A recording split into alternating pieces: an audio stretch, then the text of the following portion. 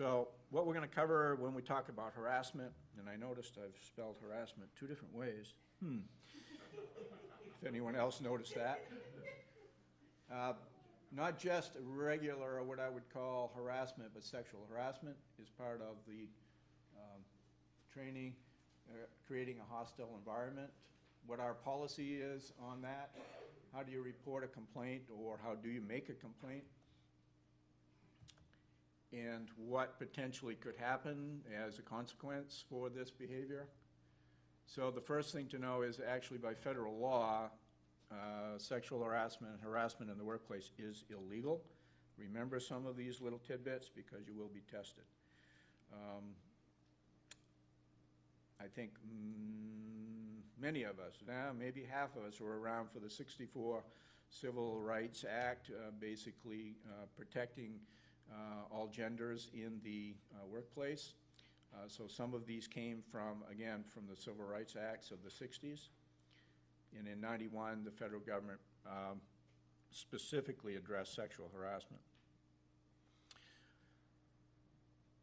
Part of our policy is that all employees should be able to work in an environment free of all forms of harassment. You all have that right, that you come to work every day and you are protected from that. You should be able to work in a comfortable, safe environment free of harassment. So may go without saying, but it is actually written in the policy that you have employees must avoid offensive and inappropriate behavior, and you are the one that's responsible for that. Yes, the town has a policy, yes, we say no, but you actually, as the employer, are responsible for that. So the actual definition of what sexual harassment is, at least, so that you know what path we're going down here, is that it's the attempt to control and influence or affect your career or your job in exchange for sexual favors. Also an act that creates a hostile or offensive work environment. Now this is where we start to talk about joking around and practical jokes and, you know, standing around the coffee pot and telling what happened the night before in your life, or in a group setting, that inappropriate things can be said. You have to understand that this can happen from between two employees. It can happen for the people that come into our town. The public is the big third party that comes into our town. We all deal with the public. And it can come from management or other employees. These are the things that are addressed in harassment that basically can come verbally, can come physically, that these things can be something in your personal traits that somebody can either talk about, make comments about. Emails also, keep that in mind, what damage emails can do. Your age, you know, that's the most famous one that we all joke about. It's not as funny for those who are older, but for those who are younger, have to watch out for that. Physical attributes or characteristics of somebody's body, or maybe a handicapped person. Disabilities, your race, your race, or an ethnic, where you're from, potentially. I don't mean northern Maine, but that could be one of them. And certainly religion and sexual orientation. And you know those are all in the news now. You hear about them. You hear mostly related to lawsuits, but you hear them, you know, from the federal government down. All of these things have been in the news that get people in trouble. Some of the behaviors that go on with this, again, we mentioned it, some are physical, you know, actually touching. There is verbal ones, which is the most common one, where we make what we think is a joke, okay? Everybody likes to laugh. Everybody likes to tell a joke, but don't do it at the expense of somebody else. And I might also tell you that you've got to be very careful. It may not be a person that's in the room. It may be a person who hears it and relates it to the person that you were talking about. You know, the old used to be telephone conversation. Now it goes out by text and Facebook before you get home. It's there. So be careful.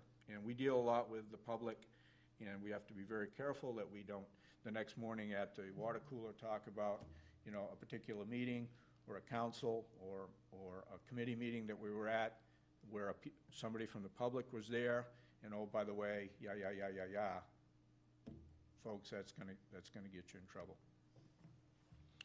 So verbal and even nonverbal, which can be some kind of a gesture or an innuation that, you know, just that type of thing. Even a facial gesture, when somebody mentions a person, you know, it's like, yeah, I know that person. So be very careful of those. These are things that normally would happen in the workplace, you know, leaning over somebody's desk, displaying something in your office or in your workplace. And the famous one used to be calendars. I was foreman of a welding shop for about 10 years. Now, you talk about some pretty graphic displays in each person's workshop or work area. And that was in the 70s, and it was acceptable, and it was funny. No longer. So be careful what you put on the wall, be careful what you put on your Facebook, be careful what you put in your emails. And emails in this town, or like any other public entity, are saved. They're not to be deleted, and they can be accessed if needed. So be careful again. So back to the physical. You know, these are things, the key word here is unwanted, okay? But not only is it unwanted, but it can be wanted. That's going to get you in trouble later. Or the impression that it was wanted. Well, they were joking right along with me. We were all telling this joke, and everyone was laughing. We were all on the same page with this. That may happen, and the next day it may change. Or somebody didn't stand up for themselves and say, you know, I don't appreciate this conversation, I'm going to walk away. They might join in, they might giggle, they might laugh, say, this is all funny. Tomorrow it might not be funny. So it's not only unwanted, but it's the appearance that at the time it was okay, or it was permissible, and we were all in on this joke. We were all making fun of this guy, but everyone does.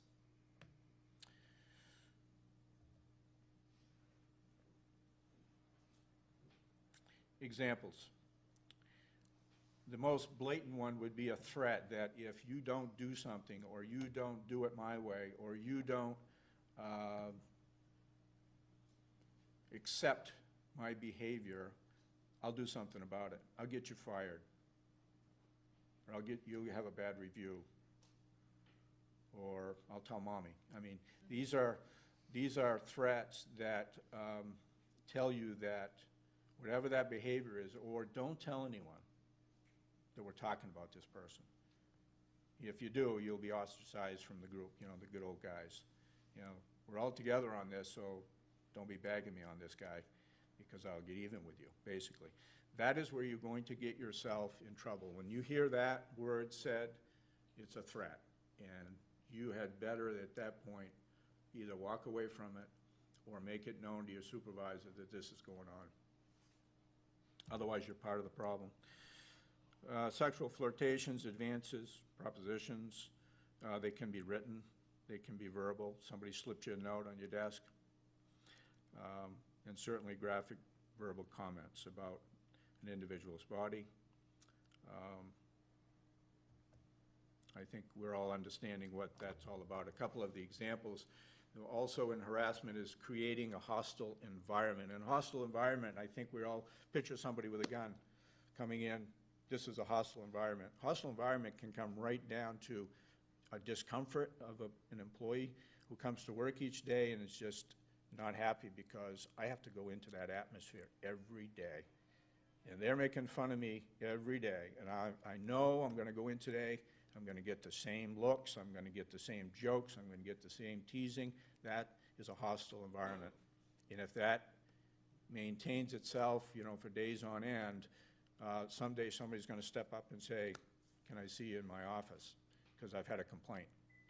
This person is going to leave is threatened to leave the employment of the town of Gray because they just can't take this environment every day.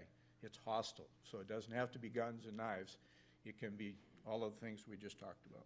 So some of the examples, a female truck driver. Of course, they picked a female because it's not your normal for truck drivers. Okay, it certainly is permissible, certainly not discriminated against, but they picked that because it's most likely an environment of men.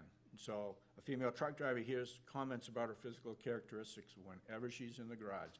She has a hostile environment. She knows every day she's coming in, they're going to hear the same old jokes. She might even laugh, say, ah, ha, ha, you know, and you may think everything is fine, but one day you're going to come in and she's not there, and there's been a complaint filed.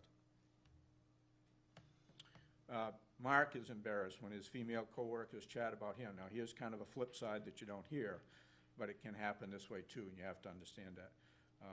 You know, every morning at the water cooler, it used to be the water cooler, I'm not sure if it's a coffee pot now, whatever, where people gather talking about last night and what happened and, you know, the party they went to or whatever, and he's just not comfortable with that. But the key that we'll get to that you need to remember is that if you're that party that you don't feel comfortable, you feel offended by what's being said, you must speak up. You must say, you know, folks, I really don't appreciate that, or I'm really not comfortable with that. Or do you know that my brother is disabled, and whenever you talk about this person, I really don't feel good about this. I've had a bad experience in my life. You just never know where these comments are going to go. Back to the hostile environment. So what can you do about this? What can we all do about this? First of all, read your workplace policy, and basically I've just showed you that it's not tolerated. But take care of yourself. If 50 people in this room each individually take care of themselves, then the whole problem goes away.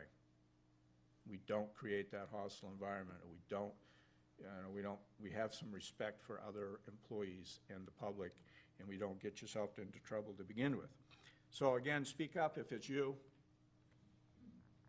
Or, you know, you could even speak up if it's your friend or your coworker. Say, you know, guys, it really hurt her feelings the way you guys talk every morning. You can bring that up. That's what you can do for your fellow employees. And if it gets down to it, you need to report. You need to report offensive behavior. It's always great to say it to the person, you know, I don't appreciate that, and then maybe it'll go away. Maybe it'll stop. That's your first line of defense. The second line of defense is to report it. And again, as I said earlier, remember that even though you thought they were on the same page, and you hear it in the news all the time, well, they were right along with me, it was consensual, the next day it may not be, and you don't have a leg to stand on. It happens all the time. You thought that particular person was enjoying the joke, or thought it was funny, or the flirtations, you know, they're kind of going along with this is good. You thought that, next morning it changes. So what the town of Gray will do, if you report a complaint, it'll be investigated promptly. I'm sure from the top down, it goes to your department head, it'll go up the chain go up the ladder, until it gets to the town manager. It'll be investigated. You certainly will be notified that there is an investigation, and in some places you'll even be suspended from work until the investigation is over. And in the meantime, no retaliation. It's a whistleblower type thing. If you blow the whistle, there's no retaliation taken against you as an employee. So department head goes to the town manager. And if it involves the direct supervisor, who do you take it to? If it's your supervisor that's doing it, you can't take it to your supervisor. Go right to the town manager. And let's hope it doesn't go to the council. But if it were to involve the manager, then it would. Town manager's boss, council. Here's our policy, just so we're clear of what can happen. Any department head or employee is found after the investigation to engage in sexual harassment subject to discipline up into including discharge. Okay, here's our famous quiz we do together. Sexual harassment is a federal offense. Yeah, these are true, false, by the way. Okay, good. Sexual harassment is the unwelcome, harmless, and illegal. False. It is unwelcome. I mean, it's not harmless, it is harmful. That's the key there. In deciding the cases of sexual harassment, it doesn't matter if the alleged harasser didn't intend to harm the victim. That is true. The same people giving the answers here. Somebody was here last year, apparently. Anyone who participates in the investigation cannot experience retaliation for their involvement. Okay. An hostile environment occurs when supervisors give raises in exchange for sexual favors. Be careful. False. That's not the description of a hostile environment. That's something else altogether.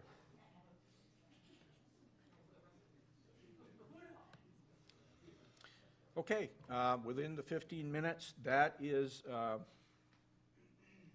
sexual harassment and harassment in the workplace. I got to think we're all pretty clear on that.